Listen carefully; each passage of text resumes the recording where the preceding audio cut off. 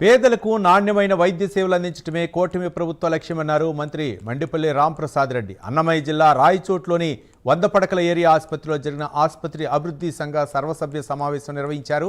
ఈ సమావేశానికి ముఖ్య అతిథిగా మంత్రి మండిపల్లి రాంప్రసాద్ రెడ్డి హాజరయ్యారు. ఈ సందర్భంగా ఆసుపత్రిలో రోగులకు అందిస్తున్న వైద్య సేవలను, మౌలిక వసతులను పరిశీలించారు. ఆసుపత్రి ప్రాంగణంలో సెక్యూరిటీతో పాటు శానిటేషన్, నీటి సమస్యతో పాటు డాక్టర్ భద్రత కొరకు చర్యలు తీసుకోవాలని విజ్ఞప్తి చేశారు. ఇటీవలే మంజూరైన క్రిటికల్ కేర్ పనులు కూడా వేగంగా జరుగుతున్నాయని, ఆసుపత్రిలో నెలకొన్న చిన్న చిన్న సమస్యలను కూడా పరిష్కరించాలని మంత్రిని కోరారు. ఆసుపత్రి సూపరింటెండెంట్ డేవిడ్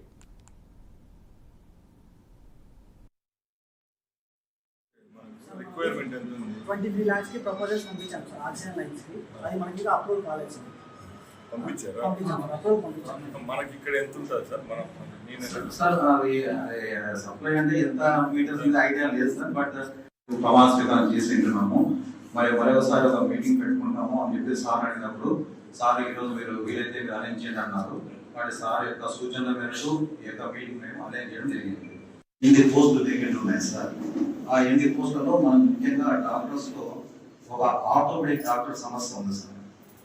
ఒక సిఎస్ఎస్ జనరల్ మెడిసిన్ డాక్టర్ కూడా సమస్యగా ఉంది సార్. ఆర్థోపెడిక్ డాక్టర్ లేనందువలన మనం సదరం